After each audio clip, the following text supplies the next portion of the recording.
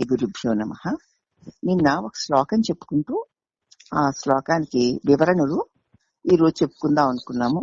ఆ శ్లోకాన్ని ఒకసారి టచ్ చేసుకుందాం అమ్మా.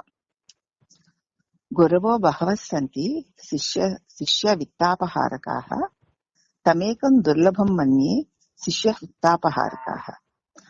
పైవైన శిష్యుని విత్తాపహారకుడు, కింద అయిన హృత్తాపకారకుడు. శిష్యుని ధనము హరించి గురువులు అనేక మంది ఉన్నారు. శిష్యుల ధనాన్ని హరించే గురువులు అనేక మంది ఉన్నారు. కానీ శిష్యుని హృదయతాపాన్ని చల్లార్చి శాంతి నొసంగగల గురువులు మాత్రం చాలా తక్కువగా ఉంటారు అని చెప్తూ విశేష వివరణల్లో గురవో బహవః సంతి తమేకం దుర్లభం హృత్తాపకారకం అనేటువంటి 3 నామాలకి అర్థం చెప్పుకుంటున్నాం అమ్మా. హరి ఓం శ్రీ గురుభ్యో నమః. గురవో బహవః సంతి అనగా గురువులు అనేకులు ఉన్నారు. వారిని పెద్దలు అష్టవిధాలుగా నిర్ణయించారు. అష్టవిధ గురువులు అంటే 8 మంది గురువులట. వాళ్ళు ఎవరు అంటే, మొదటి వారు సూచక గురువు.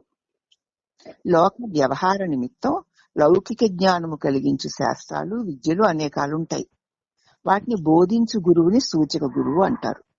లౌకిక వ్యవహారాల కోసం అనేక మంది పెద్దలు చెప్తున్నారు కదా, ఇలా ఉండాలి, అలా ఉండాలి, ఏదో శుక్రవారం బొట్టు పెట్టాలి, కాళ్ళకు పసుపు రాయాలి, పూజ చేయాలి, ఇలా చేయాలి, ఈ వాయనాలు ఇవ్వాలి, నైవేద్యాలు ఇవ్వాలి. ఒక్కొక్కడికొక పద్ధతి శాస్త్రంలో అనేక రకాలు చెప్తుంటారు. అలాగే లోక జ్ఞానం కోసం, లోకంలో జీవించడం కోసం కూడా అనేక రకాల మన స్కూల్లో విద్యలు నేర్చుకొని ఉద్యోగాలు చేసుకోవడం కోసం కూడా అనేక రకాలైన బోధలు చేసేటువంటి గురువులు ఉంటారు. వారిని సూచక గురువులు అంటారు. అందరికీ ఉంటారు ఆ గురువులు. ఆ గురువులే లేకపోతే అసలు జీవన వ్యవహారమే సాగదు. ఇక రెండోది వాచక గురువు. వర్ణాశ్రమాలను, వాటికి ఉచితమగు ధర్మాలను, విధి నిశేషాలను బోధించే గురువు వాచక గురువు. ఏ వర్ణంలో, ఏ ఆశ్రమంలో ఉన్నవాళ్ళు ఏ పనులు చేయాలి, ఏ పనులు చేయకూడదు అనేటువంటి వివరాలు చెప్తారు. ఆయన వాచక గురువు అంటారు. ఇక బోధక గురువు పంచాక్షరి, అష్టాక్షరి మొదలగు మహామంత్రాలను, ఆయా మంత్ర అనుష్ఠ విధులను చక్కగా బోధించు గురువులు అన్నమాట. వీరు బోధక గురువులు. పై 2 గురువుల కంటే ఈ గురువు శ్రేష్ఠుడు. లోక వ్యవహారాలు ఎట్లా జీవించాలి, లోక శాస్త్రాలు ఎట్లా నేర్చుకుని ఉండాలి అని చెప్పేది సూచిక గురువు. రెండో ఆయన ఏ వర్ణంలో, ఏ ఆశ్రమంలో ఉన్న వాళ్ళు ఏ పనులు ఉచితమైన పనులు చెయ్యాలి అని చెప్పేది మరి వాచక గురువు. బోధక గురువు ఏమో మంత్రము, పంచాక్షరి, అష్టాక్షరి మొదలగు మంత్రాలు, ఆయా మంత్రానుష్ఠాన విధులు బోధించే గురువు బోధక గురువు. ఈ పై 2 గురువుల కంటే 3వ గురువు శ్రేష్ఠుడు. ఇక కామ్య గురువు పుణ్యకర్మలను ఉపదేశించి ఇహపరముల యందు సుఖమును కలిగించువాడు. పుణ్యకర్మల్ని ఎలా చేయాలి, ఏ పుణ్యకర్మలు చేస్తే ఈ లోకంలోనూ పరలోకంలోనూ సుఖాన్ని పొందగలుగుతారు అన్న విషయాలు చెప్తాడు కామ్యక గురువు. ఇక నిషిద్ధ గురువు స్తంభన, మోహన, మారణ, ఉచ్చాటన, వశీకరణ శక్తులు కలిగించు క్షుద్ర మంత్రాలను ఉపదేశిస్తాడు. ఆయన నిషిద్ధ గురువు. ఈ శక్తులు లోకమునకు మేలు చేకూర్చున్నవి కాకపోవటే కాకుండా లోకమునకు హాని కలిగించుచున్నవి గా ఉన్నందున ఈ శక్తులు కలిగించు గురువు నిషేధ గురువు అన్నమాట. కాబట్టి ఈ 5వ గురువు నిషిద్ధ గురువు అయినా లోకానికి ఈయన చేసేటువంటి స్తంభన అనేటువంటి విద్య, మోహన, మారణ, ఉచ్చాటన, వశీకరణ, ఈ శక్తి క్షుద్ర మంత్రాలు ఇటువంటి వాటిని ఆచరిస్తూ ఉంటాడు, మళ్ళీ నేర్పిస్తూ కూడా ఉంటాడు. దానివల్ల లోకానికి మేలు జరగదు సరిగ్గా హాని కలిగిస్తూ ఉంటుంది. కాబట్టి ఈ గురువు నిషిద్ధ గురువు. ఇక 6వ గురువు విహిత గురువు. ఇతడు ప్రపంచ సుఖములు అన్ని ఎన్నో అశాశ్వతాలని, దుఃఖమే పర్యవసానంగా కలిగి ఉన్నాయని, అవి శుభ ఆభాసలే గాని నిజమగు సుఖము లేదు గనుక వాని కొరకు ప్రయత్నించకూడదని, పూర్ణ వైరాగ్యమును పూని ఉండండి అని బోధిస్తూ ఉంటాడు ఆయన. ఈ విహిత గురువు అంటాడు, ఈ ప్రపంచంలో చూడండి ఒకసారి, అన్ని అశాశ్వతాలేను, దుఃఖ కారణాలేను. నువ్వు సుఖం అనుకుని వెళితే పర్యవసానంగా అక్కడ దుఃఖమే దొరుకుతుంది. ఇది సుఖంలాగా కనిపించే దుఃఖం తప్ప నిజం లేదు నాయనా, కనుక వాటి కోసం ప్రయత్నించవద్దు అని పూర్ణ వైరాగ్యాన్ని కలిగి ఉండండి అని, వైరాగ్యం ఎలా ఉండాలి అన్నదాన్ని బోధిస్తాడు. ఇతడు విహిత గురువు అని చెప్పబడతాడు. విశేషము హితమును గురించి బోధిస్తున్నాడు గనక ఆయన్ని విహిత గురువు అని అర్థం.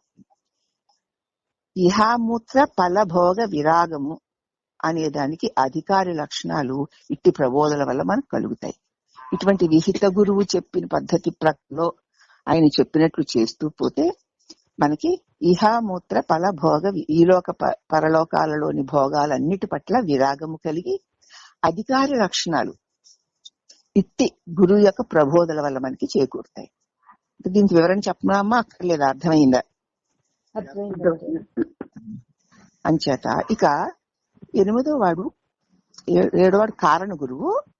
నామరూపాత్మగు మగు కార్యరూప ప్రపంచమును నిషేధించి కారణ వస్తు స్వరూప జ్ఞానాన్ని కలిగించడానికి ఇతడు కారణభూతుడు. ఈ నామరూపాలతో ఉన్నటువంటి ఈ ప్రపంచాన్ని అంతటిని తొలగించి ఈ నామరూపాలకి కారణమైన సద్వస్తు స్వరూప జ్ఞానం కలిగించుటకు ఇతడు కారణభూతుడై ఉన్నాడు. అందుచేత ఈయన్ని కారణ గురువు అంటారు. కాబట్టి ఇది ఎలాగా అనిత్యమో అసుఖమో దుఃఖమో అయి ఉన్నదో ఈ దృశ్యమైనటువంటి జగత్తులో ఆధారమైన పరమ వస్తువు ఏదో దాని స్వరూప జ్ఞానాన్ని మనకు కలిగిస్తాడు గనక అతడు కారణభూతుడు, కారణభూత గురువు అని చెప్పబడతాడు. ఇక అందరికంటే గొప్పవాడు, ఉన్నతమైన వాడు పరమ గురువు. కారణ వస్తువుకు పరమాత్మయే మోక్షస్థానము, ప్రత్యేక బ్రహ్మైక్యము సాధించుము అని ఈయన ఉపదేశిస్తాడు. ఈ సమస్త ఇది అని తెలియబడే సమస్తానికి కారణమైన పరమాత్మే మోక్షస్థానం నాయన. అటువంటి పరమాత్మని పొందడానికి ప్రత్యేక బ్రహ్మము అంటే ఎవరు? ప్రత్యేగాత్మ అంటే నేను అనేటువంటి ప్రకాశం కదూ, దాన్ని ప్రత్యేగాత్మ అంటారు. ఆ ప్రత్యేక బ్రహ్మ ఐక్యమును సాధించాలి, అది సాధించాలి ఇతడు అని చెప్తాడు. అంటే ఏమిటన్నమాట, ఈ ఏ నేను అనేటువంటి ప్రకాశం ఉందో ఆ ప్రకాశం అఖండ ప్రకాశమే తప్ప వేరు కాదు, ఇవి రెండు కాదు, ఉన్నది ఏకైక ప్రకాశమే. ఆ ఏకైక ప్రకాశమే నీవు అని దానిలో స్థిరపడు అని ఉపదేశిస్తాడు పరమ గురువైన వాడు. శరీరాన్ని ముట్టుకుంటే చాలు, అది పట్టుకొని కొమ్మగలించుకొని హత్తుకొని అదే నేనైతే ముద్దు కొంపలో మరి దొర్లుతూ ఇంకా ఇది మైలా అది మైలా, అది ముట్టుకోకూడదు, ఇది ఆచారం అదాచారం అంటున్నారంటే అంతకంటే అనాచార పనులు లేరు. శుచి కావాలి, శుభ్రత కావాలి, కాదనడం లేదు బాహ్యంగా. ఈ శుచి శుభ్రతలే జీవిత పరమగమ్యం కాదు. అశుచి అశుభ్రత మలినముతో కూడిన మలిన కొంపైన శరీరాన్ని కౌగులించుకొని ఉండడమే అసలైన అశుచి. అటువంటి దాన్ని పట్టుకొని నాకు శుచి, నాకు శుభ్రం, నాకు ఆచారం అంటే ఎందుకంటే బోధలు మీకు ఎవ్వరికున్నా సరే ఈ లక్షణాలు వాళ్ళు మళ్ళీ మురికి కొంపలోకి వచ్చి పడతారు. వాళ్ళు అది మురికి కొంప అనుకోవడం లేదు, ఆనందనందనలా ఉంది అంటే దాన్ని బండి కోరుకుంటున్నారు. అలా కోరుకునే వాళ్ళకి ఈ బోధలు అనవసరం. ఇది పైన చెప్పారు కదా ఆ గురువులు, ఏదో సూచక గురువు వ్యవహారం లోకల్లో ఎలా ఉండాలి, అలా ఉండాలి, ఇలా ఉండాలి, అవి సరిపోతాయి. ఇంకా కావాలి అంటే వర్ణాశ్రమ ధర్మాలు కదా, ఇలా మడిగట్టుకో, అలా అక్కడ బొట్టెట్టు, ఇక్కడ గిట్టెట్టు, ఇక్కడ చేరయ్యి, అక్కడ నైవేద్యం పెట్టు, ఇక్కడ పాలి, అక్కడ పళ్ళి, ఆ గుళ్ళో అదయ్యి, అంతవరకు చాలండి వాళ్ళకి. అంతకంటే ఇంక ఎక్కువ ఏ గురువు దగ్గరికి వాళ్ళు వెళ్ళవలసిన అవసరం లేదు. వాళ్ళు అక్కడ ఉండొచ్చు. వాళ్ళకి బోధక గురువు గాని కామ్య గురువు గాని అక్కర్లేదు. ఇంకా విహిత గురువు ప్రశ్నే లేదు, ఆయన దగ్గరికి వచ్చేటువంటి అవసరమే లేదు వాళ్ళకి.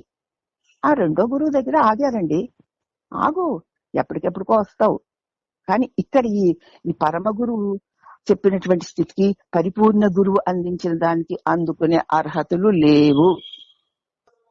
ఇక పరమ గురువు చెప్పారు కదమ్మా, ఆయన కారణ వస్తువైన పరమాత్మయే మోక్షస్థానమని, ఈ ప్రత్యేక బ్రహ్మము అంటే ఈ నేను అని తెలివి రూపంలో ఉన్నటువంటి ఒక ప్రత్యేకమైన వ్యక్తి భావన వదిలిపెట్టి ఈ నేనన్నది వేరే ఏం లేదు, అఖండ పరమాత్మయే నువ్వు అనేటువంటి దాన్ని సాధించాలి. నువ్వంటూ ప్రత్యేకించి ఏదీ లేదు నాయన అఖండ పరమాత్మే నీవు అన్నదాన్ని సాధించు అని పరమ గురువు చెప్తాడు. అది తప్ప ఇక దేనిని సాధించమని గాని ఏదో చెయ్యమని గాని ఇంకా ఆ గురువు చెప్పడు.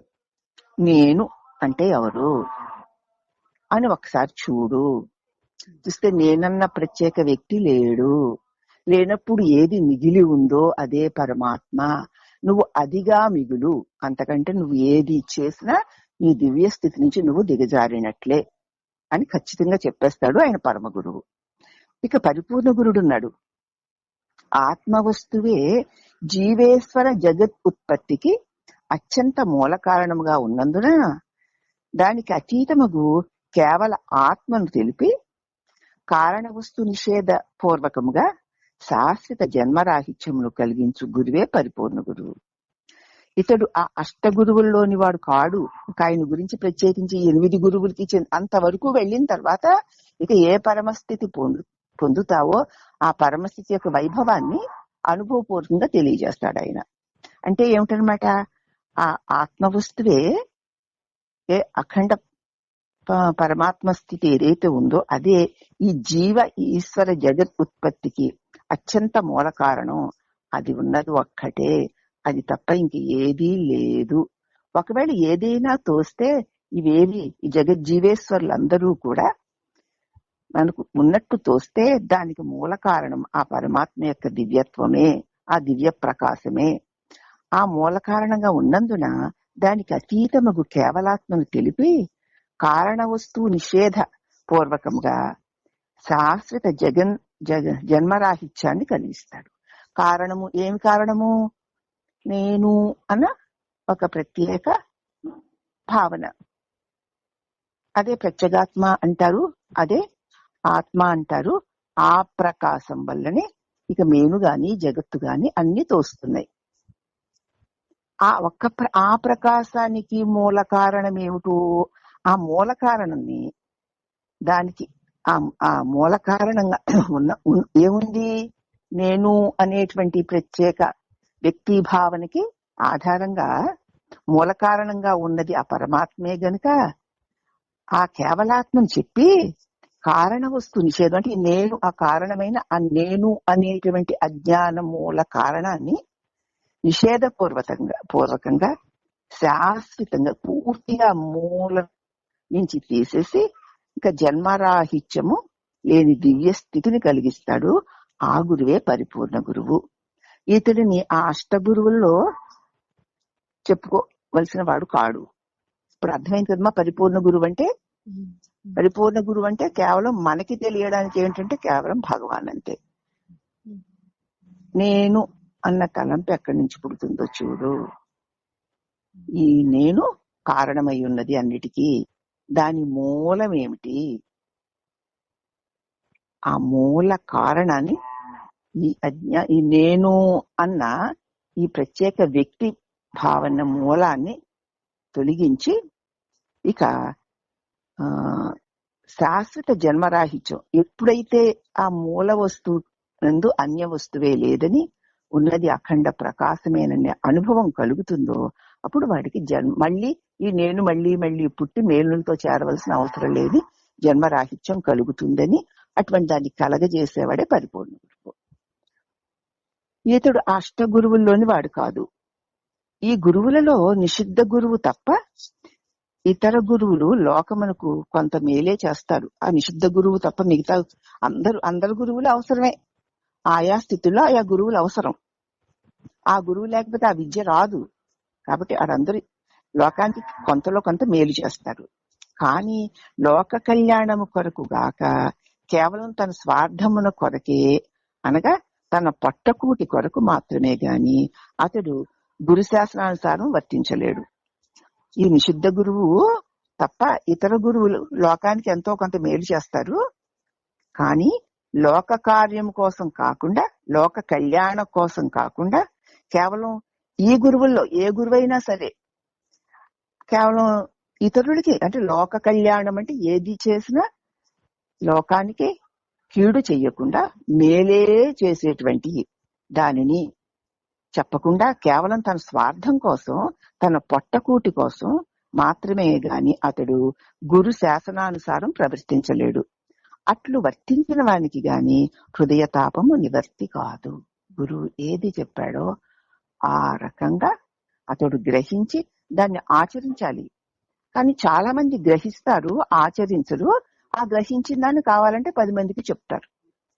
అటువంటి గురువుల వల్ల మరి అతడు యొక్క బోధలు విన్న వాళ్ళ చిత్తంలో ఉన్నటువంటి తాపం నశించదు. అందుచేత పై శుభలక్షణాలన్నీ గురువునందు ఉన్నప్పుడే అతడు శిష్య హృత్తాపహారకుడు కాగలుగుతాడు. ఆ లక్షణాలన్నీ ఆ గురువులో ఉంటే ఆర్తితో వినాలని వచ్చి, తెలుసుకోవాలని వచ్చి, జన్మరాహిత్యం పొందాలనుకున్న వాళ్ళ హృదయ తాపాన్ని ఆయన అవలీలుగా తొలగిస్తాడు. అది భగవంతుడు వాళ్ళకి అటువంటి ఆర్తి తపన లేకపోయినా భగవంతుడు కదండి, ఆయన తొలగించలేడా? తొలగిస్తాడు. కానీ వాడు తొలగించనివ్వడుగా. వాడు తొలగించనిస్తాడా? తొలగించనివ్వడు. ఎందుకంటే వాడికి తెలియదమ్మా. చెప్పినా వాడు వినడు. ఎంతో తెలుసుకుంటాడు. అంతా తెలిసిపోయింది అంటాడు మన అన్నపూర్ణమ్మ గారిలాగా. అదే కదా సత్యం అంటాడు. కానీ తాను తన శరీరాన్ని పట్టుకొని వదలడం లేదు అంటే వినడు. మరి అటువంటి వాడికి ఏం హృత్తాపం ఎట్లా తీరుతుంది? తీరదు కదా. దేహం నిన్ను చెప్పుకున్నాం ఒక పాఠం. నాకేం మొహమాటం లేకుండా మాట్లాడుతున్నాను. నిన్న పాఠం ఏం చెప్పుకున్నాను? నిన్నటి పాఠంలో నీ శరీరంలో అణువులో రక్త మాంసాలు, మలమూత్రాలు కదా, మాంసము, కండలు, ఎముకలు, చీవు ఇవే కదా. మరి దీన్ని ఎంత ప్రేమిస్తూ ఈ మూటను పట్టుకొని ఎంత ఆనందిస్తున్నావు? మరి ఎంత మైల కొంపలో మైలబడి ఉన్నావు నువ్వు. దాని మీద అసహ్యంగా అని లేదా నీకు? మరి నీకు అసహ్యం మైల ఎక్కడుంది చూసుకో. ఆ నారదుడు ఏం చేశాడు? అసలు ఏమిటో ప్రపంచ వ్యామోహాలు ఎలా ఉంటాయి, ఎందుకు ఈ మానవులు ఇలాగ వ్యామోహాల్లో పడిపోతున్నారు, శరీరాలను పట్టుకుని తిరుగుతున్నారు, ఇంత మమకారం ఎందుకు ఉంటుంది అని ప్రశ్న వచ్చిందట ఆయనకి. వస్తే భూలోకానికి వెళ్లి ఒక చోట పలానా చోటకి వెళ్లి చూడు అన్నాడట భగవంతుడు. అక్కడికి వెళ్లేసరికి అతడికి ఒక పంది బురదలో దొరలడం కనిపించిందట. నువ్వు ఎందుకు ఇంత ఆనందంగా ఉన్నావంటే, నా పంది పిల్ల, నా పంది బిడ్డలు ఎంత ఆనందంగా ఉన్నాను, నాకు ఎంతో బాగుంది అన్నాడట. ఆహా, వీడింత సుఖపడుతున్నాడే, నేను నారాయణని ఎప్పుడు సుఖపడ్డాను కనుక ఆ సుఖం ఏమిటో చూడాలి అనుకున్నాడట. అనేసరికి పంది జన్మ వచ్చింది. ఇంకా చూడండి వాడి వైభవం. ఒక పెద్ద మురికి గుండెలో పంది, ఆ పంది పెళ్ళాము, పంది పిల్లలు, ఆ పందిలో దొరలడము, ఆ మలమూత్రాలు తినడము, ఆనందిస్తూ ఉండడం. ఎంత ఆనందంగా అంటే అంత ఆనందంగా ఉన్నాడు నారదుడు. ఏమిటి ఎప్పటికీ తిరిగి రావడం లేదు వీడు అని చెప్పి మునీశ్వరుడు అక్కడికి వచ్చాడు, వశిష్ఠ మునీశ్వరుడు. ఆ దారంటా వెళుతూ, ఏమో నారదా, ఏమిటి నీకు అగత్యం? మీరెవరో నాకు తెలియదండి, నాకు అగత్యం ఏమిటి? ఎక్కడున్నావో నీకు తెలుసా? ఆ బురదలో ఏమిటి? ఆ పంది రూపం ఏమిటి? ఆ చుట్టూ ఆ పందులేమిటి? ఎందుకు అలా ఉన్నావు?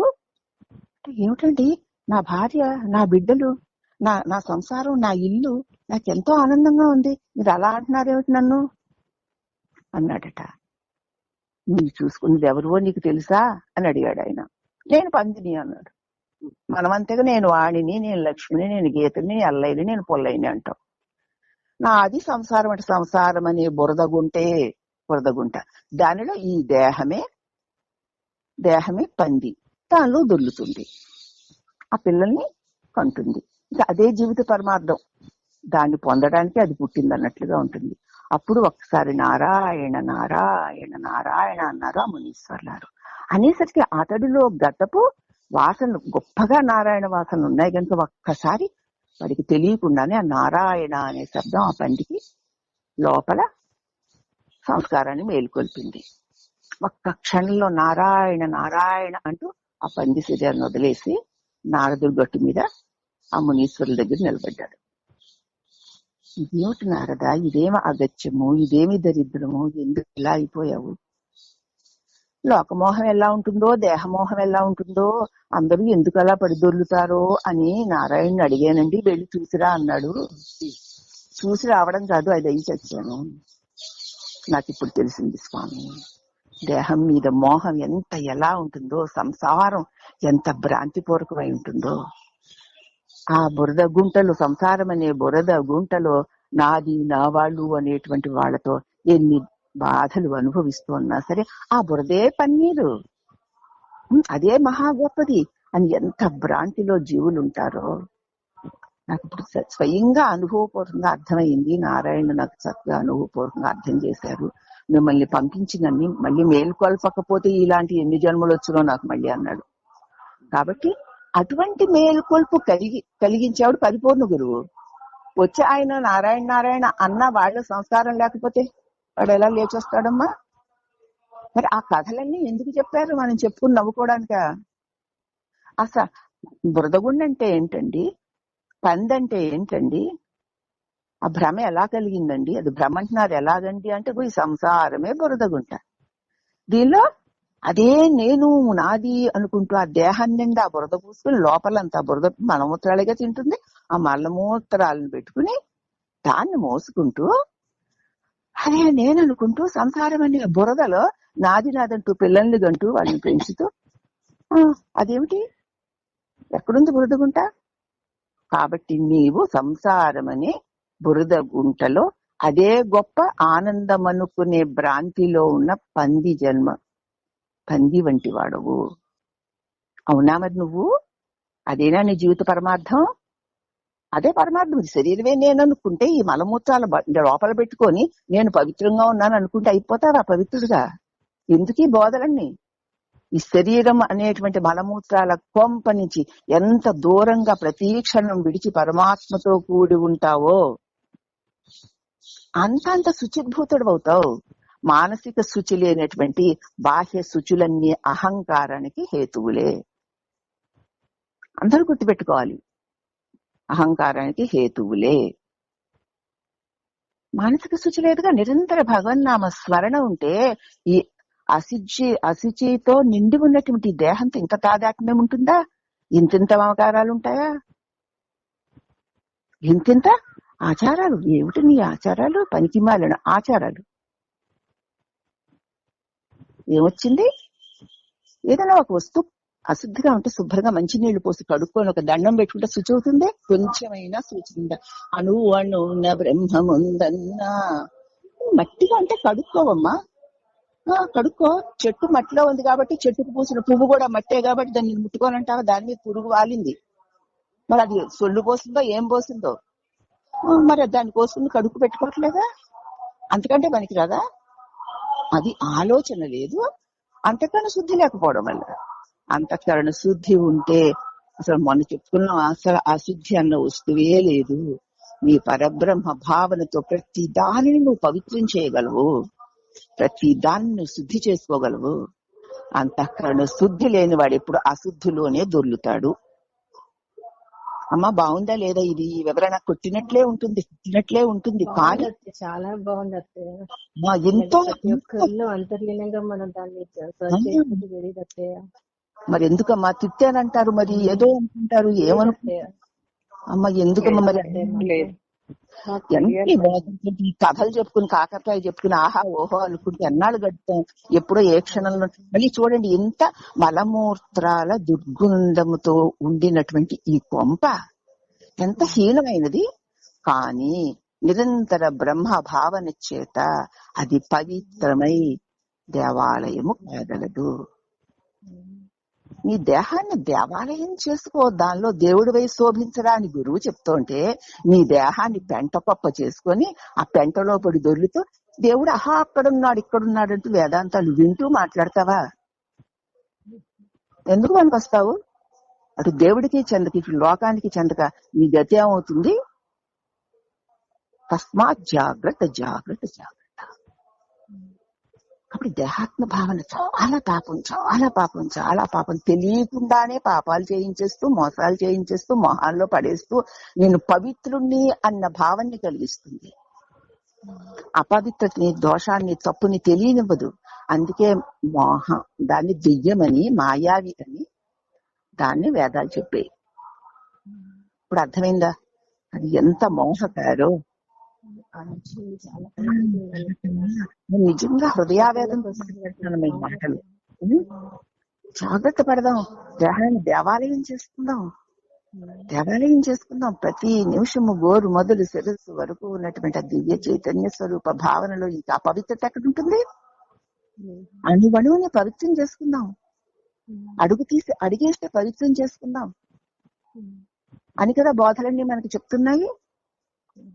మలమూత్రాల కొంపను పట్టుకున్నది నేనే అనుకున్న అహంకారం ఉన్నంతసేపు అసలు ఆ వ్యక్తి ఆ రూపం ఎక్కడున్నా అది అపవిత్రమే అపవిత్రమే అపవిత్రమే. దాని జోలికే వెళ్ళకూడదు మనం. కాబట్టి జాగ్రత్తగా ప్రతి అణువులో అణువణువులో నీ తనువులో అణువణువులో బ్రహ్మభావంతో నింపుకో. ప్రతి కణము ప్రతి కణము ప్రతి కణము. అందుకే ధ్యానం చేసుకున్నప్పుడు మొట్టమొదటి బిగినింగ్ లో కళ్ళు మూసుకొని కూర్చొని హాయిగా గురువు చెప్పినటువంటి మంత్రాన్ని ఒక్కొక్క మంత్రము ఒక పువ్వుగా భావించి నీ కాలి బొటని వేలు దగ్గర నుంచి వెంట్రుక చివరి వరకు ఒక్కొక్క నామాన్ని ఒక్కొక్క పువ్వుగా నీ తనువులో అణువణువులో అంగాంగాల నిండా గుచ్చుతున్నట్లుగా ప్రార్థన చేసుకో, జపం చేసుకో. నీ పాదాలు నీ వేళ్ళు ఆ నామాలనే పుష్పాలతో నిండిపోయాయి. నీ పిక్కలు కదూ, ఈ మోకాళ్ళు తొడలు పిరుదలు ఆకాలు ఈకాలు నడుము పొట్ట వీపు వెన్ను ముందు వెనక గుండెలు 2 చేతులు 2 చేతుల వేళ్ళు మెడ ముఖము గడ్డము చెవులు ముక్కు చెక్కిళ్ళు కళ్ళు లలాటము సిఘ ఇక శిరస్సులోని పైభాగం అంత ఆ నామాలనేటువంటి ఆ పువ్వులతో నిండిపోగా నిండిపోగా ఇంకా చేస్తూ పోగా నీ నెత్తి మీద నుంచి జారి నీవు కూర్చున్న ప్రదేశమంతా నిండిపోగా ఆ గదంతా నిండిపోగా ఆ ఇల్లంతా నిండిపోగా ఆ చుట్టూ ఉన్న పరిసరాలన్నిటి నిండా నామము ధ్వనించిపోతుంటే ఆ అద్భుత పరమ ప్రకాశంలో నీ ఇల్లు దేవాలయం నీ ఒళ్ళు దేవాలయం నీ హృదయం దేవాలయం దానిలో దేవుడు నిజంగా అప్పుడు కూలువై ఉంటాడు. ఇప్పుడు దాన్ని ఏమంటారండి? సంసారం అనే కొంపంటారా? మలమాత్రాలు ఇల్లు అంటారా? దీన్ని ఇలా చేసుకోవమ్మా అని ఎలాగంటే కావని గోల పెట్టిన గోల పెడుతున్నారు. ఇలా పవిత్రం చేసుకో, ఇలా పవిత్రం చేసుకో, దేవాలయం చేసుకో, భగవన్ నామంతో దగ్గరగా మాల గుచ్చేసుకో, తనువు నిండా నామాల పూల మాల గుచ్చేసుకో. తనువు నిండిపోతే శిరస్సు నుంచి దొర్లిపోయేలాగున, ఆ గది నిండిపోయేలాగున, ఆ ఇల్లు నిండిపోయేలాగున, ఆ ఊరు నిండిపోయేలాగున భగవన్ నామాన్ని అంతరాంతరాల నుంచి ఆర్తితో తపనతో స్మరించు స్మరించు స్మరించు. ఇప్పుడు చూడండి, ఇందాక ఎన్ని తిట్లు తిట్టానో. ఆ రక్తపు కొంప, ఈ కొంప, కుళ్ళు కొంప, అంత కొంపని అంత హీనమైనటువంటి ఈ మలమూత్రాలతో కూడిన ఈ కొంపని ఎంత పవిత్ర దేవాలయం మనం చేసుకోవచ్చు. చేసుకుని చూపిస్తుంటే చేస్తుంటే చేయిస్తుంటే చేసుకోగలుగుతూ కూడా మళ్ళీ ఆ కొంపని పట్టుకుని వేళ్లాడతాను. దానిలో మళ్ళీ మలమూత్రాలతో నింపేసుకుని అదే నేను అనుకుని చచ్చిపోతాను. ఇప్పుడు నువ్వా? ఇది పవిత్ర దేవాలయం కదా, ఇల్లు దేవుడు కదా నివాసం ఉంటున్నాడు. మరి అలాగ చూసింది మనమే, ఇలా చూసింది మనమే. ఇలాగ చూసిన వాడు సాక్షాత్తు దేవుడే. వాడే అక్కడ ఉంటే అక్కడే పవిత్రత.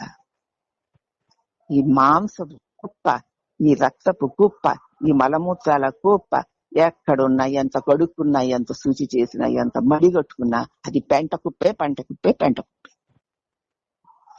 కాబట్టి జాగ్రత్తగా ఉండాలి. కాబట్టి ఇలాగ అన్ని చెప్తారు, అందరూ అన్ని గురువులు చెప్తారు. ఇదిగో ఈ పరమ గురువు వస్తువైన పరమాత్మయే మోక్షస్థానమని, ఈ నీవంటూ ప్రత్యేకంగా లేవని, ఉన్నది అఖండ పరమాత్మ నేనని, అణువు అణువున పరమాత్మే నిండి ఉన్నది నీ జ్ఞాన దృష్టితో సదా సదా సదా పరమాత్మను చూస్తూ ఉండు అని చెప్తాడు. అందుకే అతని పరమ గురువు అన్నారు. ఇక పూర్ణ గురువో పూర్తిగా దీని విలువలేని తనాలన్నింటినీ ఇలా ఇలా తిట్టో కొట్టో బతిమాలో చెప్పి ఈ మాయామోహాన్ని అంతటినీ లేకుండా తుడిచేసి ఇక పరిపూర్ణ శాశ్వతంగా ఇంకా మళ్ళీ ఈ జగన్ మాయలోకి, దేహభ్రాంతిలోకి రాని దివ్యత్వాన్ని కలిగిస్తాడు పరిపూర్ణ గురువు. అమ్మా, ఇదిగో ఈ గురువులు 8 గురువులు ఇలా ఇలా చేస్తూ ఉంటారు. దీనిలో మనం ఏ గురువు దగ్గర ఉండడానికి అర్హత కలిగి ఉన్నామో చూసుకోవాలి. ఆ మరి అర్హత ఎక్కడిది? అర్హత లేనప్పుడు పరమ గురువు దగ్గర అసలు రాగలవేంటి నువ్వు? వస్తే మాత్రం ఏం పొందామమ్మా? పొందనప్పుడు ఎక్కడికి వస్తే ఏమిటి? గంగలో ములిగినా ఒకటే, కావేరీలో ములిగినా ఒకటే. పొందాలి.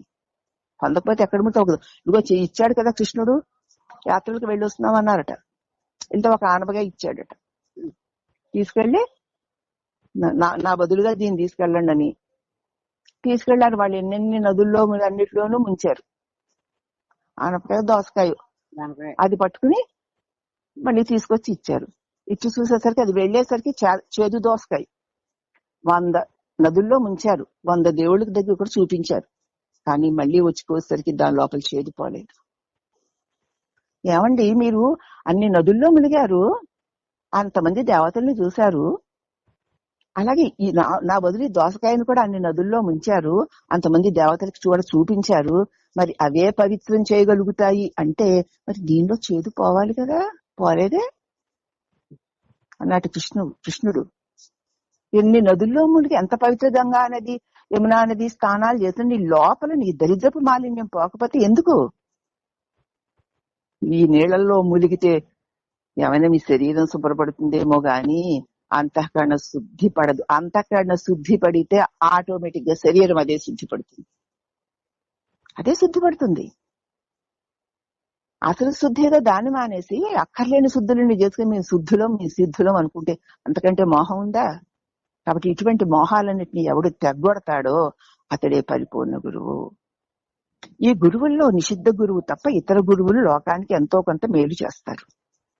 కానీ లోక కళ్యాణం కొరకు కాక కేవలం తన స్వార్థం కోసమే, అనగా తన పొట్ట కూటి కోసం మాత్రమే గాని అతడు గురు ఆదేశానుసారం వర్తించకపోతే ఎందుకు? వాడికి ఎంత జ్ఞానం కలిగితే మాత్రం అట్లు ప్రవర్తించిన వానికి హృదయ తాపము ఎలా అయినా నివర్తిస్తుందా? చెప్తుంటే ఆహా అన్నీ వింటాం, ఆహా ఎంత బాగుంది అది ఇది అంటావు, కానీ నీ తాపం ఎందుకు పోవడం లేదు? నువ్వు విన్నదే నిజమైతే దాన్ని నువ్వు పొందితే నీకు ఇంకా తాపం ఉండకూడదు కదా. కాబట్టి పై శుభలక్షణాలన్నీ గురువునందు ఉన్నప్పుడే, అటువంటి గురువుని ఆ హృదయ తాపమును తొలగించుకోవడానికి శిష్యుడు ఆశ్రయించినప్పుడే అతడు పరిపూర్ణతని పొందగలుగుతాడు అంటున్నారమ్మా ఇక్కడ. ఇక్కడ హృత్తాపహారకం అన్న మాటకి వివరణ చెప్తున్నారు. హృదయ తాపమును హరించువాడే సద్గురువు. హృదయమునందు శిష్యుడికి గల తాపం ఎలాంటిదండి అంటే ఆధ్యాత్మిక, ఆది భౌతిక, ఆది దైవిక తాపాలని 3 విధాలుగా ఉన్నాయని ఇంతకు ముందు చెప్పుకున్నాం కదా. ఇప్పుడు కూడా అదే చెప్తున్నారు. ఏమిటంటే మనకి 3 రకాల తాపాలు ఉన్నాయి. అది ఆది భౌతికమైనది, ఆది దైవికమైనది, ఆధ్యాత్మికమైనదిను. ఇందు శరీరగత వ్యాధుల వల్ల కలిగేటువంటిది ఆధ్యాత్మిక తాపమని, మనకి రోగాలు గీగాలు వస్తాయి కదా తాపమని. ఇతర ప్రాణుల వల్ల కలిగేది భౌతిక తాపమని, పాములో పులులో తేళ్ళలో జడ్లు ఇవన్నీ మనం పుడుతూ ఉండడం అటువంటి, అలాగే అసలు దొంగలో ఇలా, అది ఆది భౌతిక తాపమని. పంచభూతాత్మకు ప్రకృతి వైరీత్యాల వల్ల కలుగు దుఃఖములు ఇందులో చేరవు. మరి శిష్యుని హృదయ తాపం అంటే ఏమిటండి? ఆధ్యాత్మిక, ఆది భౌతిక, ఆది దైవిక తాపాలు 3 చెప్పారు కదా. ఇక మరి శిష్య హృత్తాపహార కారక అన్నారు కదా, అదేమి తాపం అండి? శిష్యుని హృదయ తాపమును తొలగించుట. అసలు హృదయ తాపం అంటే ఏమిటండి బాబు? శారీరక తాపాలు తెలుసు, లోకం యొక్క తాపాలు తెలుసు, మనసు యొక్క తాపాలు తెలుసు, కానీ హృదయ తాపం ఏమిటి? అలాంటి తాపం తెలియదే. దాన్ని గురువు ఎలా పోగొడతారు? అది ఎట్లు కలుగుతుంది అంటే హృదయ తాపము దాన్ని పోగొట్టడం అంటే పూర్వజన్మ సుకృత విశేషము వల్ల మాత్రమే అది కలుగుతుంది. జన్మ దుఃఖం, జరా దుఃఖం, జాయా దుఃఖం, పునః పునః సంసార సాగరం దుఃఖం, తస్మాత్ జాగ్రత్త. ఇదిగో ఈ శ్లోకం నాకు ఇంతకు ముందు తెలియదు, దాని వివరణ అంతా ఇందాక చెప్పాను చూడండి. అదే అటువంటి వివేకము మానవునికి కలుగుతుంది. ఇటువంటిది జన్మ దుఃఖం అండి. వృద్ధాప్యము దుఃఖమే, చావడము దుఃఖమే, మళ్ళీ మళ్ళీ చావడం పుట్టడం దుఃఖమే అని మనకి తెలుస్తుంది. కాబట్టి జాగ్రత్త పడు అంటే ఏం జాగ్రత్త పడాలి అది తెలియదు అనేటువంటిది వివేకము మానవుడికి వినగా కలుగుతుంది. అతి దుఃఖభూయిష్టమైన జన్మ ఎన్నటికీ లేకుండా పోవాలి. తెలుసు, అన్ని వివరాలు తెలుసు. ఇది పుట్టింది, ఇది పెరుగుతోంది, ఇది చచ్చిపోతుంది, ఈ బాధ వస్తుంది, ఆ బాధ వస్తుంది, అవన్నీ గతాలన్నీ గతించిపోయాయి, ఇప్పుడు కూడా పోతాయి, రేపడు కూడా పోతాయి అని తెలుసు. కానీ అంతరాంతరాలలో భయము, బాధ, భ్రాంతి వదలవు. అయితే అటువంటి దుఃఖము, అటువంటి పాపభూయిష్టమైనటువంటి జన్మ ఎప్పటికీ రాకూడదు. ఈ నేను పుట్టబట్టి కదా నాకు ఇది వచ్చిందే, ఇటువంటి దుఃఖాన్ని కలిగించే జన్మ నాకు ఇంకెప్పటికీ రాకూడదు అనేటువంటి తీవ్ర మోక్ష ఆపేక్ష ఆ పిమ్మట కలిగితే కలగాలి. ఏమిటి పుట్టిన వలాన్నే కదా ఇవన్నీను, ఇది నేను దుఃఖాలనిచ్చి చచ్చి కూడా ఏడిపిస్తుందే, ఈ పుట్టికే లేకపోతే నాకు దుఃఖమే ఉండదు కదా, నాకు ఈ జన్మ వద్దు అనేటువంటి తీవ్ర మోక్ష అపేక్ష కలిగితే ఆ పిమ్మట కలిగి ఏ సాధన చేత అట్టి విముక్తి కలుగు. అయితే నేను మరి జన్మ రాకుండా ఏ సాధన చెయ్యాలి, ఇక నాకు జన్మ వద్దు అని అందుకు తగిన గురువు నాకెక్కడ లభిస్తాడా, ఎలా లభిస్తాడా అని అతని హృదయం లోపల తపించిపోతూ ఉంటుందే, అదే హృత్తాపము. అటువంటి తాపము సద్గురు సందర్శన మాతనికి లభిస్తుంది. ఒక్కసారి సద్గురు ఆ తాపాన్ని తీర్చే సద్గురువుని నీవు తప్పించిపోతూ ఉండగా ఆ తాపాన్ని చల్లబరిచే సద్గురు నీకు లభిస్తాడు. ఈ భావముని కృష్ణదేశికేంద్ర వాళ్ళు ఏమంటున్నారంటే, సాధన సంపత్తి యుగల సాధకుడక నరుడు ఘోర సంసారమునన్ బాధపడలేక తన పుణ్యోదయమున గురునిగాంచగలుగున్.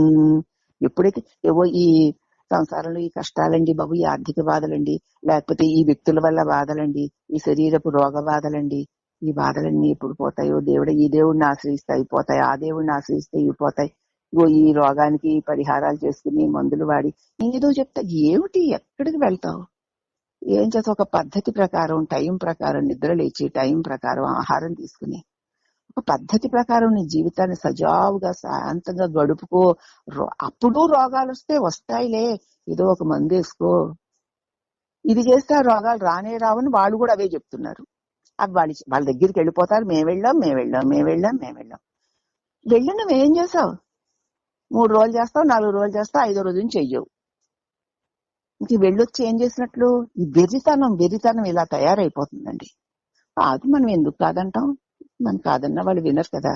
అని చెప్పి ఇలాగా నీకు ఈ శరీరం పుట్టింది కాబట్టే కదా ఈ తాపాలు. దేహతాపాన్ని ఎక్కడెక్కడికి వెళ్ళి ఏ రకంగా తగ్గించుకుంటే మాత్రం తగ్గుతుంది కనుక, అలాగే మానసిక తాపం కూడా ఈ నేను నాదని పట్టుకున్న దానిని కూడా ఎలా నేను వదిలించుకోగలుగుతాను. ఇది ఒకనాటికి చస్తుందే, చావకుండా దీన్ని ఆపుకోలేను కనుక. ప్రకృతిలోంచి కూడా అనేక విపత్తులు వస్తాయి, వాటిని నేను ఆపలేను కదా. ఈ శరీరం పుట్టింది కాబట్టే కదా నాకు ఈ తాపాలు, ఈ బాధలును. ఈ శరీరమే లేకపోతే అప్పుడు కదా నాకు విడుదల, ఇది కదా నాకు కారణం అని ఎవడి హృదయం అయితే తప్పించిపోతూ ఉంటుందో, అటువంటి తపన కలిగిన వాడి హృదయంలో ఉన్న తపనని చల్లార్చడానికి పరమాత్ముడే సద్గురు రూపంలో లభిస్తాడు. అనేక ఘోర సంసార బాధల నుంచి ఎవరి సహాయం చేత ఎంత శీఘ్రంగా విముక్తిని చెందుతానా అని పరితపించుటే శిష్యుడి హృదయతాపం అంటే. ఎంత త్వరగా, ఎప్పుడు నాకు ఈ బంధం, ఈ బాధ, ఈ శరీరం నుంచి విముక్తి, మరి శరీరం రాని స్థితి నాకు ఎంత త్వరగా దొరుకుతుంది అని ఎవడైతే పరితపిస్తూ ఉంటాడో అదే శిష్యుని హృదయతాపము. ఒంటరిగా ఘోరారణ్యానికి పోవు పాంధునికి పెద్ద పులి ఎదురైనప్పుడు దాని బారి నుండి ఎలా తప్పించుకుంటానా అని వేదన కలుగుతుంది కదా. ఒక్కడే అడుగుతాడు, అనుకోకుండా పెద్ద పిల్ల వచ్చేసింది, అయ్యి బాబాయ్ దీని నుంచి ఎలా తప్పించుకోవాలా అనేటువంటి ఆతృత ఆ మనిషికి ఎలా కలుగుతుందో, అలాగే ఈ జన్మ మృత్యువుల నుంచి నేను ఎలా తప్పించుకుంటాను అన్నంత ఆతృత కలగాలి మనకి. కాబట్టి కలుగుతుందో లోతు గురుత్వము ఒక వృత్తిగా స్వీకరిస్తే వారి వలన లోకమునకు మేలు కన్నా కీడే ఎక్కువ అవుతుంది. అందుచేత అటువంటి ఆవేదన లేకుండా, అటువంటి తపన లేకుండా ఈ శరీరాన్ని పట్టుకుని ఇదే నేను అనుకుంటూ ఎంత ఎంత గొప్ప కార్యాలు చేసినా వాళ్ళ వల్ల లోకానికి కీడే జరుగుతుంది, మేలు జరగదు అని తెలుసుకో. తమేకం దుర్లభం. ఆదర్శమూర్తికి గురువు లభించుట చాలా దుర్లభమని అర్థం. మనకి వివేక చూడామణిలో కూడా అదే చెప్పారు. సత్పురుష దర్శనం లభించడం కష్టం, సత్సంగం లభించడం కష్టం. సత్సంగం లభించి నీలో సద్వాసనలు ప్రబలగా, సత్సంగం వల్ల సద్వాసనలు ప్రబులుతాయి. సద్వాసనలు ప్రబలగా సద్గురువు లభించడానికి నీ సుతాపము హరించిపోతుంది. ఆ విషయంలో నువ్వు నిశ్చింతగా ఉండవచ్చు అంటాడు. సద్గురుకి ఉండవలసిన ముఖ్య లక్షణములను గురుగీత 2 శ్లోకాలు ఇలా అభివర్ణించింది. చాతుర్యవాన్ వివేకీ చ అధ్యాత్మ జ్ఞానవాన్ శుచి మానసం నిర్మలం యస్య గురుత్వం తస్య బోధతే. గురవో నిర్మల శాంతాః బహవో మితభాషిణః కామక్రోధ వినిర్ముక్తాః సదాచారా జితేంద్రియ. చాతుర్యము అనగా ఏ శిష్యునికి ఎట్లు బోధిస్తే అతడికి బోధ సులభంగా అర్థం కాగలదో గుర్తించగలిగిన నేర్పరి. అవతలి వ్యక్తి యొక్క మానసిక స్థితిని బట్టి అతడికి ఎలా చెబితే అర్థం అవుతుందో అలాగే చెప్పగలిగేటువంటి చాతుర్యము, నేర్పించగలిగిన నేర్పు, దాన్ని చాతుర్యము అంటారు. ఇక వివేకము వస్తుస్వరూపమును ఉన్నదాన్ని ఉన్నట్లుగా గ్రహించి విచక్షణా బుద్ధితో విభాగించి తెలుసుకోవాలి. వివేకం అంటే వస్తు స్వరూపాన్ని, ఆ పరమాత్మ స్వరూపాన్ని చక్కగా ఉన్నదాన్ని ఉన్నట్టు గ్రహించి విచక్షణా బుద్ధితో, అంటే ఇక్కడ నిత్య వస్తువు ఏది, అనిత్య వస్తువు ఏది, ప్రతి దానిలో నిత్యాన్ని అనిత్యాన్ని, నిత్యాన్ని అనిత్యాన్ని వివేచించి తెలుసుకోగలగడం. ఈ నిత్యానిత్య వస్తువు వివేకం ఉంటే నువ్వు నిత్య వస్తువుని చూస్తున్నప్పుడు అనిత్య వస్తువు మీద అసలు నీకు ఏ నిషేధము ఉండదు, దాని జోలికే వెళ్ళవు నువ్వు. మరి అనిత్య వస్తువు ఏది? ఇదిగో ఈ మలమూత్రాల బండాగారమే కదా. దీనిలో నిత్య వస్తువు నువ్వు చూస్తే దీని ధ్యాస నీకు అసలు ఉంటుందా?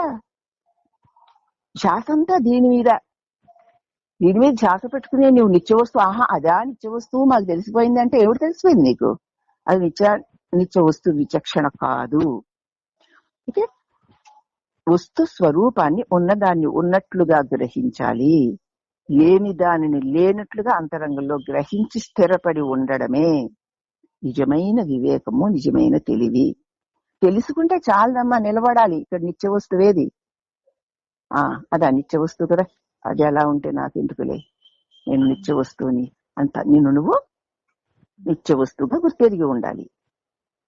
తర్వాత అధ్యాత్మ జ్ఞానవాన్, తత్వ పరిశోధన చేత ఆత్మతత్వాన్ని సాక్షాత్కరించుకోవాలి కదా. మరి ఈ దేహం గాని ఈ లోకం గాని ఏదైనా సరే కాలంతో కలిగి కాసేపు ఉండి కాసేపు తొలగిపోతున్నవే కదా.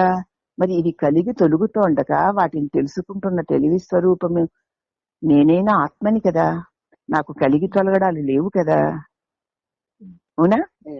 అని తత్వ పరిశోధన చేత నీ నిజస్వరూపమైన ఆత్మతత్వమును అనుభవపూర్వకంగా సాక్షాత్కరించుకోవాలి.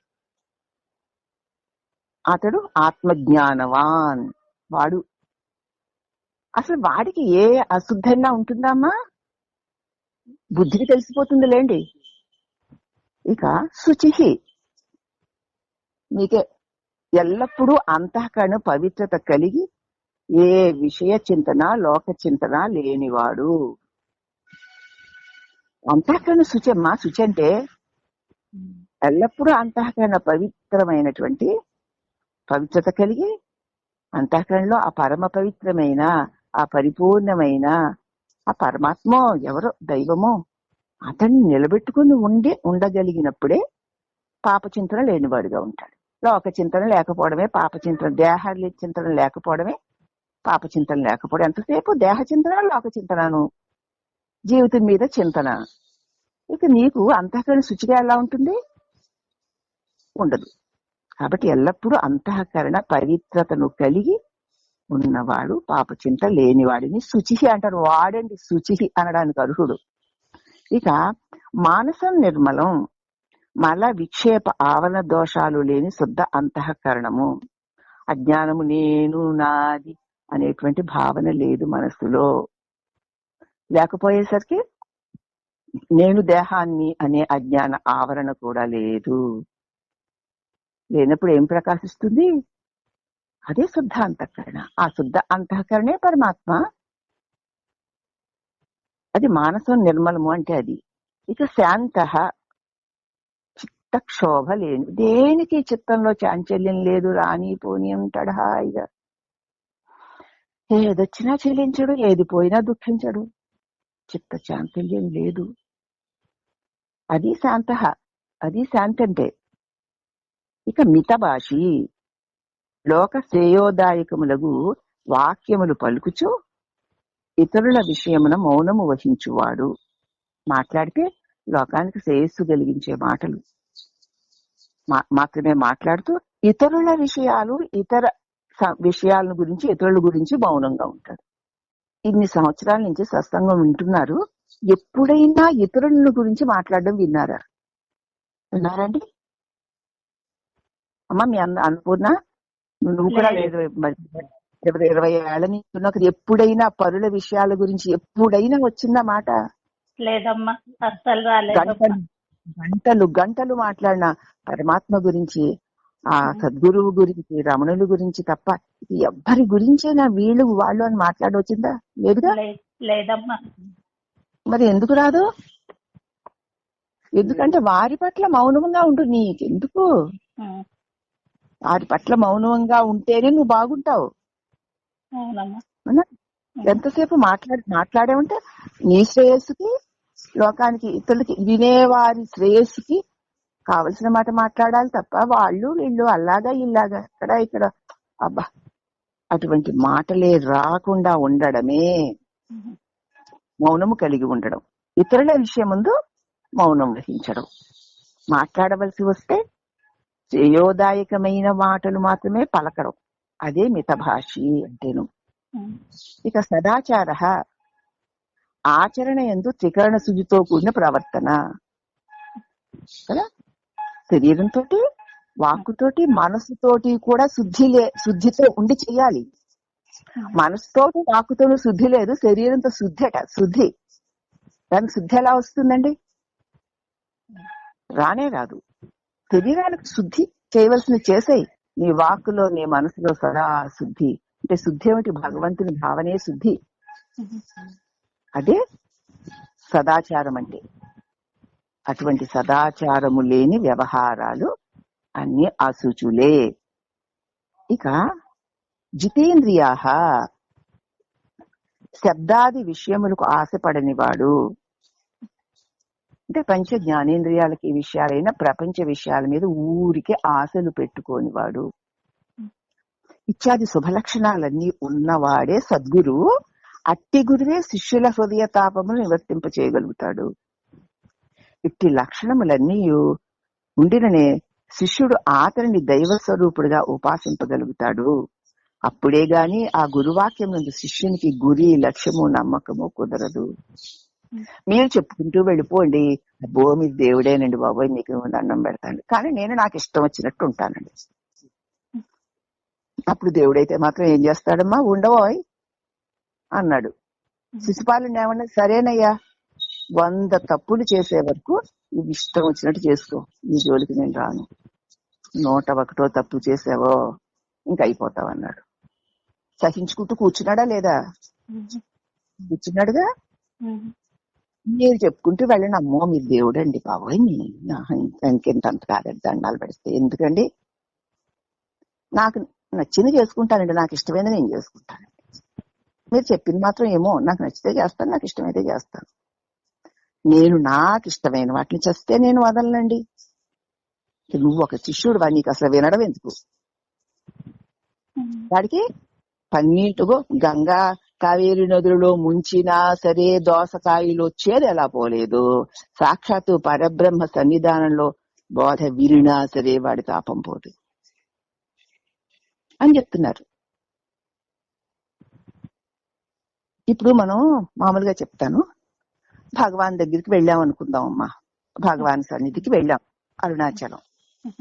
భగవాన్ సన్నిధికి వెళ్ళి కళ్ళు మూసుకుని మనం ఎంతో ఆనందంగా ఉంటాం. ఏం అడుగుతాం భగవంతుడిని? ఏదో ఎవరికి ఏది ఉందో అది అడుగుతాడండి. లోక విషయాలే కాదు. తండ్రి అజ్ఞానాన్ని తొలగించమ్మా, శాంతి కలిగించండి, అది ఇవ్వు తండ్రి, ఇది ఇవ్వు తండ్రి అని అడుగుతాం.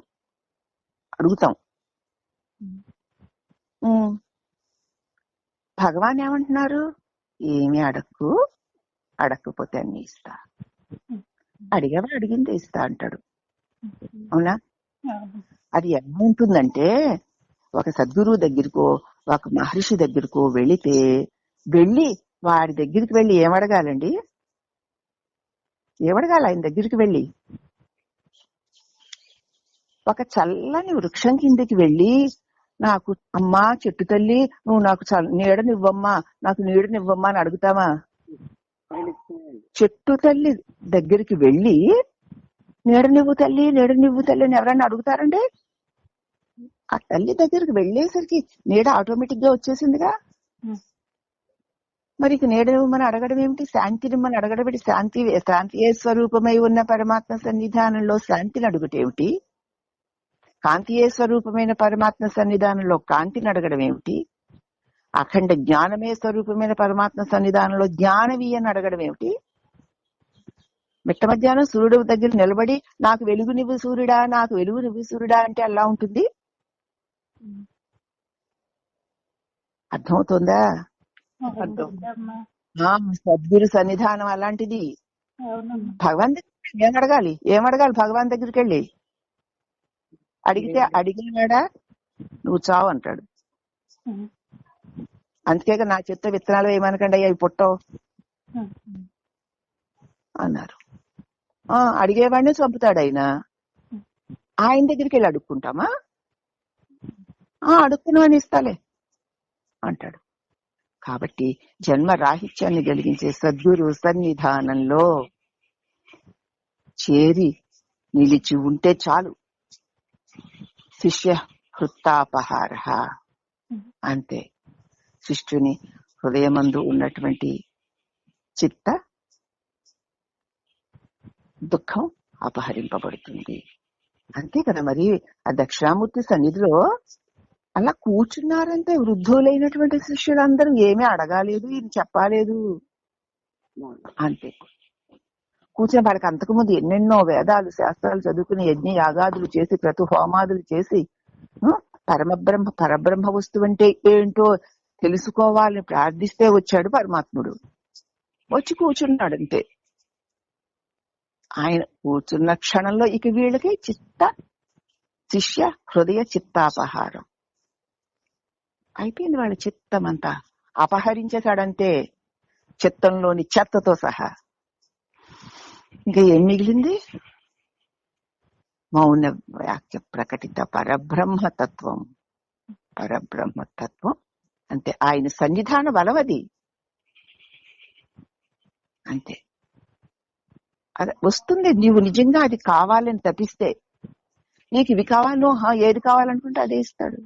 ఎంత మంగళవారం ప్రదక్షిణ చేస్తే ఇది అక్కడ రాసి ఉంటుంది. అక్కడ మంగళవారం గిరి ప్రదక్షిణ చేస్తే ఈ కోరిక తీరుతుంది, సోమవారం చేస్తే ఇది, బుధవారం చేస్తే ఇది, లక్షవారం చేస్తే ఇది. అలా ఒక్కొక్క వారానికి ఒక్కొక్క ప్రయోజనం ఉంటుంది అక్కడ. వాళ్ళు అవి కోరికలు చేసుకుంటూ పోతారు. పౌర్ణమి నాడు చేస్తే ఇది అది అని ఏదీ లేకుండా అదివ్య నిర్మలమైనటువంటి హృదయముతో అంతరంగ రంగనాథుని మీద ధ్యాస పెట్టి ప్రదక్షిణం చేస్తే ఇక ఈ జన్మ మృత్యువుల ప్రదక్షిణాలు ఆగిపోతాయి. అది ప్రదక్షిణ. అంచేత చిత్త హృదయ దుఃఖాపహార అది. అటువంటి అప్పుడు జ్ఞానస్వరూపినిగా ఉపాసింపగలుగుతాడు. అప్పుడే గాని గురువాక్యం నందు శిష్యునికి గురి లక్ష్యము కుదరదు. అప్పుడు నీటిలో పడిపోయి ఈత చేత కాక మునిగిపోయి ఉక్కిరి బిక్కిరిగా ఉన్నవాని ప్రాణ రక్షణకై ఎంత ఆవేదన కలుగుతుందో, నలుదిశలా నిప్పంటుకొని మండిపోతున్న ఇంటిలో చిక్కుకొని బయటికి పో మార్గం లేక ఉన్నవాడికి ఎట్లు ప్రాణరక్షణ చేసుకుంటానా అని ఎంత తహతహ కలుగుతుందో, అలాగే ఈ సంసార ఘోర వారాసి నుంచి, ఈ జన్మ మృత్యువు నుంచి తప్పించుకోవాలని నీ హృదయంలో ఎంత ఎంత తహతహ కలుగుతుందో, అలా కలిగిన శిష్యునికే అతని హృదయమందు గల తాపాన్ని, ఈ తాపము నుండి రక్షించగలిగే నేర్పరి పైన చెప్పబడిన సమస్త కళ్యాణ గుణ శోభితుడగు సద్గురువు. నీకు ఏ తాపం ఉందో ఆ తాపమే తీరుతుందయ్యా అక్కడ, అంతే. ఏ తాపమైనా సరే తీర్చేయగలిగినప్పుడు ఇక ఈ జన్మ మృత్యు వలయంలో నుంచి రక్షించు ప్రభో అంటే దాన్ని ఆయన ఎందుకు రక్షించడు? రక్షిస్తాడు. అటువంటి శిష్యుడి యొక్క తాపాన్ని కూడా రక్షించగలవాడు. నీ ఆర్తిని బట్టి ఉంటుంది ఆయన నుంచి వచ్చేటువంటి వరం. కాబట్టి ఈ తాపము నుంచి రక్షించగల నేర్పరి పైన చెప్పిన సమస్త కళ్యాణ గుణ శోభితుడు సద్గురువు. అతడు శ్రోత్రియ బ్రహ్మనిష్ఠుడుగా ఉండవలెనని శాస్త్ర విధి శ్రోత్రియ బ్రహ్మనిష్ఠుడుగా వేద ధర్మాలు చక్కగా గుర్తించి వాని ద్వారా అనుభవ జ్ఞానమును ఆర్జించిన వాడని అంటారు. వేద విరుద్ధము గాని సంప్రదాయక బోధను పరంపరాగతంగా ప్రాప్తింప చేసుకుని అనుభవ జ్ఞానము చేత తాను స్వయంగా తరించిన గురువు కూడా శ్రోత్రియ బ్రహ్మనిష్ఠుడే. అటువంటి బ్రహ్మనిష్ఠుడు చేసిన బోధ వల్ల విని తన్ను తాను చక్కగా ఉద్ధరించుకున్నవాడు కూడా ఆ గురువే అని చెప్పాలి. అతడు స్వయంగా ఉత్తీర్ణతను పొందిన వ్యక్తి గనుక అతడు ఇతరులను తరింప చేయగల సమర్థుడవుతాడు. అంటే నా అనుభవం నేను చెప్పాను, మరి ఇంకెందుకమ్మా, ఇంతకంటే ఇంకేముందమ్మా, నేను నీలాగే బతుకుతున్నా, నువ్వు నీ ప్రారంభం ఇది, నా ప్రారంభాలు శరీర ప్రారంభాలు అవి, ఇంకెందుకంటే ఇక కావాల్సిందే ఉందమ్మా అంటే అదే స్వామి, వచ్చిపోయేదానికి చచ్చిపోయేదానికి భ్రాంతి ఎందుకు పడాలి? అది వస్తుంది, అది పోతుంది. కాబట్టి ఆ ఒక్క తెలుగుతో కలిసి ఉంటే జీవితంలో ఏవైనా రావచ్చు, ఏవైనా పోవచ్చు. మీ ప్రారంభం, మీ దేహ ప్రారంభం వ్యవసాయం చేసుకోమని ఉంది, చేసుకుంటున్నారు. నా దేహ ప్రారంభం సంసారం చేసుకోమని సంసారం చేసుకోండి. ఈ దేహాలు చేసే పనులు కానీ నేను చేసే పనులు కాదు కదా స్వామి, నేను మీరు చేయడం లేదు కదా అంటే, అవునమ్మా నేను మీరు కూడా లేవు కదా అన్నాడు ఆయన. మరి ఆయన ఏమంటాం? ఆయన మామూలుగా చూస్తే వెంకట్రావు ఏదో పొలం దున్నుకుంటాడు, కానీ ఆయన అనుభవం ఎట్లా ఉంది? అదేనమ్మా, ఇటువంటి పరమ సత్యాలు అనుభవంతో తెలుస్తాయి. అడిగిన వాళ్ళకి ఏమో వాళ్ళ అర్హతను బట్టి వాళ్ళు తీసుకుంటారు అన్నాడు ఆయన. అని ఎప్పుడన్నా చేయండి అమ్మా, సరేలేండి అది బ్రహ్మరాజు చేయమన్నాడని చేశాను స్వామి అన్నాను. అలాగా ఆయన ఏం శాస్త్రాలు చదివాడు, ఆయన ఏం వేదాలు చదివాడు? ఆ మాటల్లో ఆ నిర్వికారత్వం. ఏదో ఆహా ఎంత బాగుందమ్మా, నిజమే కదా, ఇంతకంటే జీవిత సత్యాలు ఏం పుస్తకాలు చూసి నేర్చుకుంటాం తల్లి మనం అన్నాడు ఆయన. అదే కదా, మరి ఏం వేదాలు రావాలా శాస్త్రాలు రావాలా? దానికి చెప్పిన దాన్ని, ఆ శాస్త్రం ఎరిగినటువంటి వారు పరమ గురువులు చెప్పిన దాన్ని ఒక్కదాన్ని ఆచరించిన మిగతావన్నీ వాటికి అవే వచ్చేస్తాయి. ఏ ఒక్కటి ఆచరించకుండా అది ఇదని ఎంత చెప్పుకుంటే ఏమిటి లాభం వస్తుంది? ఏమీ అవ్వదు. కాబట్టి ఇలాగా వేద విరుద్ధము గాని సాంప్రదాయిక బోధని పరపరాగతంగా ప్రాప్తింప చేసుకొని అనుభవ జ్ఞానము చేత తాను స్వయంగా తరించిన గురువు కూడా శ్రోత్రియ బ్రహ్మనిష్ఠుడే. అతను స్వయంగా ఉత్తీర్ణతను పొందిన వ్యక్తి కనుక అతను ఇతరులను కూడా తరింప చేయగలుగుతాడు. కాబట్టి వేదములు తానే చదివి సారము గ్రహించిన తప్ప గురువుగా ఉండడానికి అర్హుడు కాడు అని ఎవరు నిశ్చయించుకోకండి. ఆయనకి వేదాలొచ్చా శాస్త్రాలొచ్చా అని అనుకోక్కర్లేదు. ఎందుకంటే శాసించి రక్షించున్నదే కదా శాస్త్రం అంటే. ఇలా చెయ్యి, ఇలా చేస్తే నువ్వు ఇలా రక్షింపబడతావు అంటుంది. చెయ్యకపోతే రక్షింపబడతావని ఏ శాస్త్రము చెప్పదు. శాసించి రక్షించేదే శాస్త్రం. కనుక గురు పరంపర ప్రాప్తముగా పరిపూర్ణ బోధను సాధించిన సద్గురువే తన గురువు చెప్పాడు, ఆ గురువుకి అతడి గురువు చెప్పాడు. తన గురువు ఏది చెప్పాడో దాన్ని ఆచరించి నా గురువు నాకు చెప్పాడు. నా గురువు ఏది చెప్పాడో దాన్ని నేను ఆచరించుకుంటాను. ఆచరించిన తర్వాత మళ్ళీ దీన్ని ఎవరైతే అడుగుతారో వాళ్ళు కూడా వాళ్ళకి చెప్పబడుతుంది. వాళ్ళు ఆచరిస్తే వాళ్ళు అదే అవుతారు. అంతే. ఆచరించకపోతే ఎంత విన్నా వృధా వృధా వృధా. ఎన్నో మాటలు వింటాం, దానిలోకి ఇవి కొన్ని మాటలు అయిపోతే గుర్తొచ్చేప్పుడు తిరిగి చెప్పగలిగినప్పుడు చెప్పేస్తే ఏం లాభం లేదు అంటున్నారమ్మా. అందుచేత సద్గురుని ధర్మం ఏమిటి అంటే శిష్యుని హృదయతాపాన్ని నివృత్తి చేయుటయే గాని అన్య విషయాలతో ప్రసక్తి లేదు. నీ హృదయంలో ఉన్నటువంటి అజ్ఞాన అంధకారం అనే మహామోహాన్ని తొలగించడమే ఆయన పని తప్ప ఇతర విషయాలతో అతనికి ఏ సంబంధము లేదు. అయితే మరి ఆ శిష్యుడికి నిజమైన భక్తి నిజమైన ప్రపత్తి కలవాడై ఉంటేను, నీకు నిజమైన భక్తి నిజమైనటువంటి ప్రపత్తి లేనప్పుడు ఏ శిష్యుడు మాత్రం ఏం చేస్తాడు, ఏం చేయగలుగుతాడు? ఏమీ చేయలేడు కదా. బాగా నీటిలో నాచు పట్టేసినటువంటి ఒక చేప, దాన్ని ఇలా పట్టుకుంటే చేతిలో జారిపోతుంది కదా.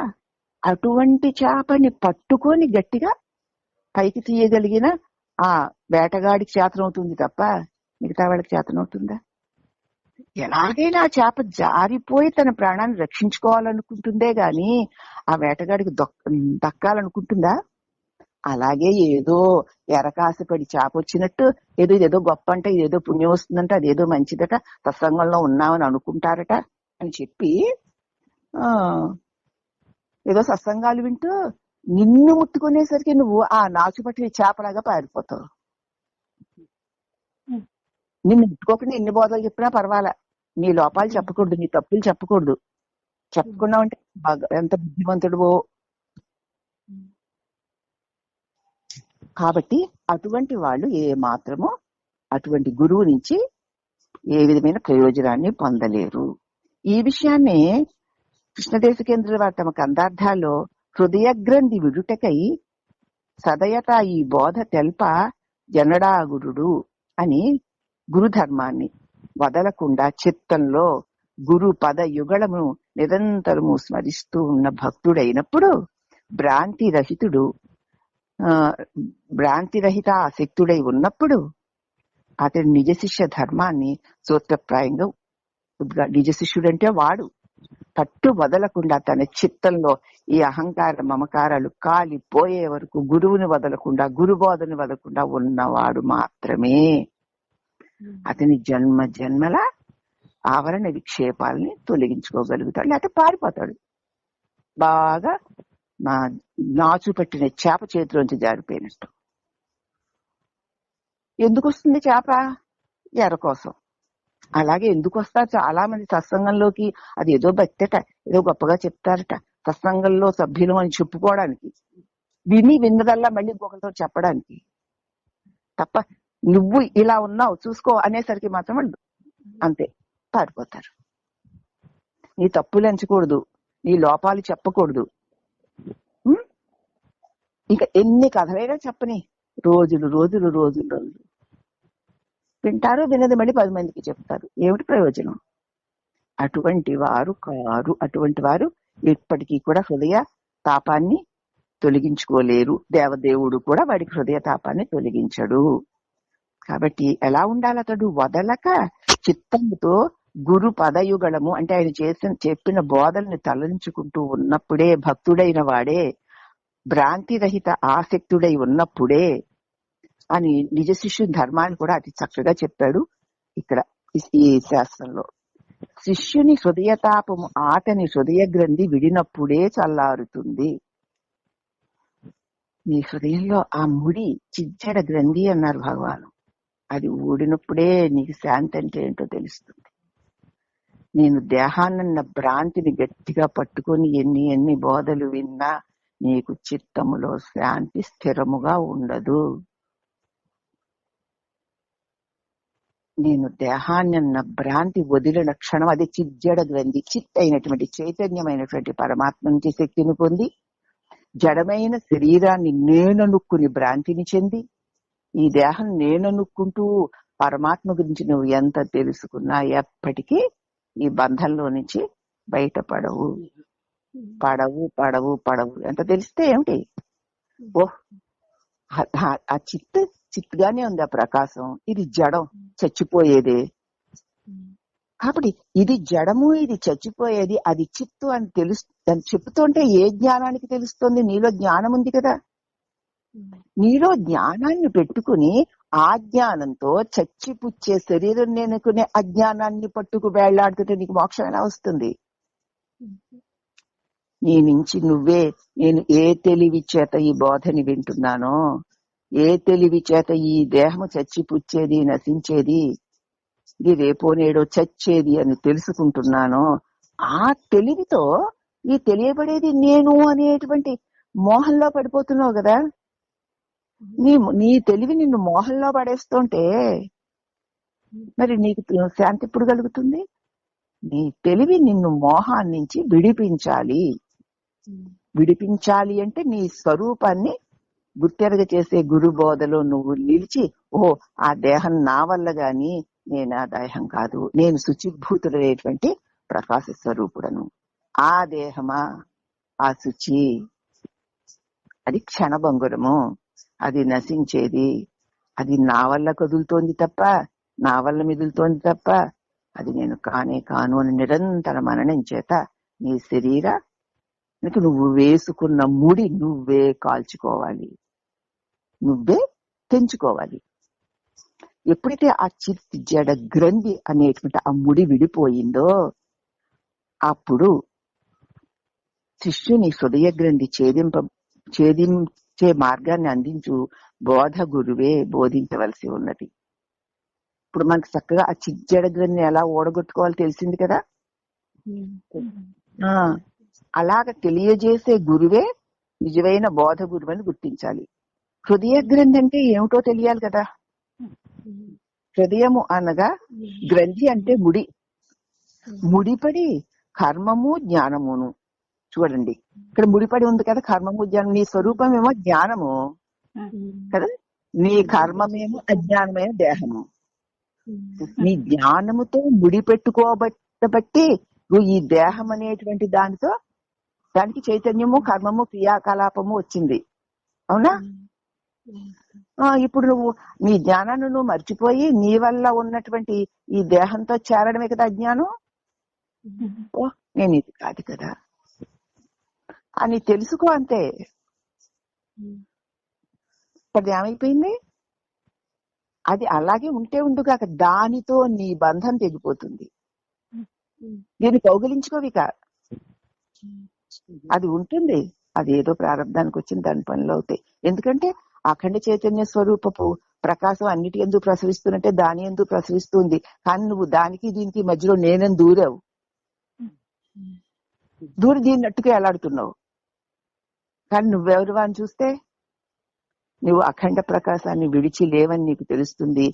ఆ అఖండ ప్రకాశాన్ని విడిచి దేహం అన్నది కూడా లేదని తెలుస్తుంది. ఈ మధ్యలో నేనన్నది లేనే లేదు, అదే పోతుంది. ఇలాగ హృదయానికి మనసుకి బాగా దగ్గరగా మన స్వరూపాన్ని మనకు చూపించగలిగి మనం ఆ గ్రంథిని ఏ భావం చేత ఓడగొట్టుకోగలమో తెలియచెప్పగలిగిన వాడే బోధ గురువు, అతడే పూర్ణ గురువు. కాబట్టి అది ఇదిగో కర్మజ్ఞానములు ముడే హృదయ గ్రంథి.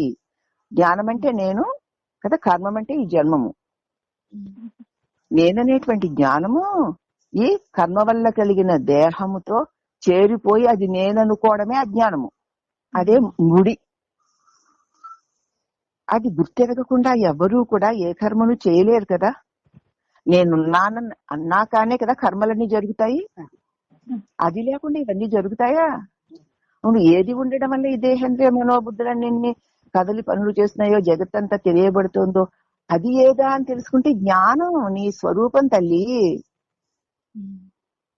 నీ స్వరూపమును విడిచి నీతో తెలియబడేది ఏదైనా ఉండగలదా?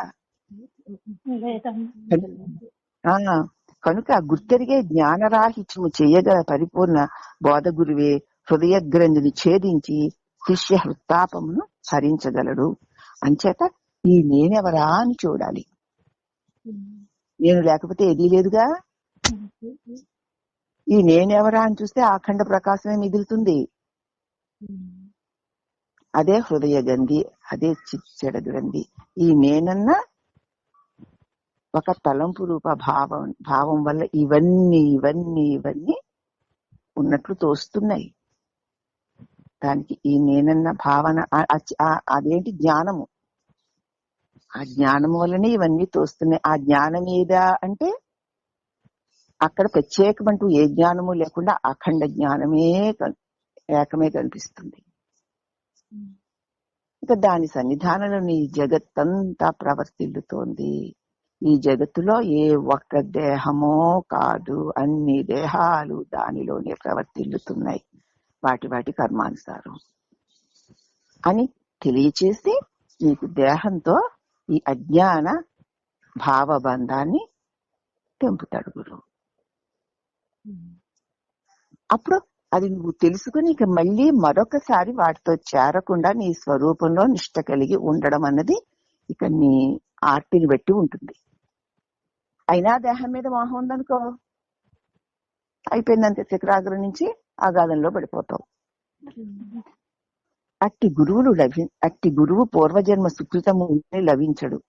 అట్టి గురువు లభించను కదా, మరి మేము ధన్యులము, మాకిక జన్మరాహిత్య స్థితి కరతలామలకమై ఉన్నదని ఉప్పొంగిపోతూ ఊరుకోకండి. ఇదిగో ఆయన చెప్పేస్తున్నాడు, నేను నాకెందుకంటావు ఆయన చెప్తుంటే, ఎందుకు మేము ఇంకా ధన్యులు అయిపోయాం, మా గొప్ప గురువు దొరికేశారు అని ఏమి ఉప్పొంగిపోకండి, మాకు జన్మరాహిత్యం అయిపోయింది అని ఊరుకోకండి.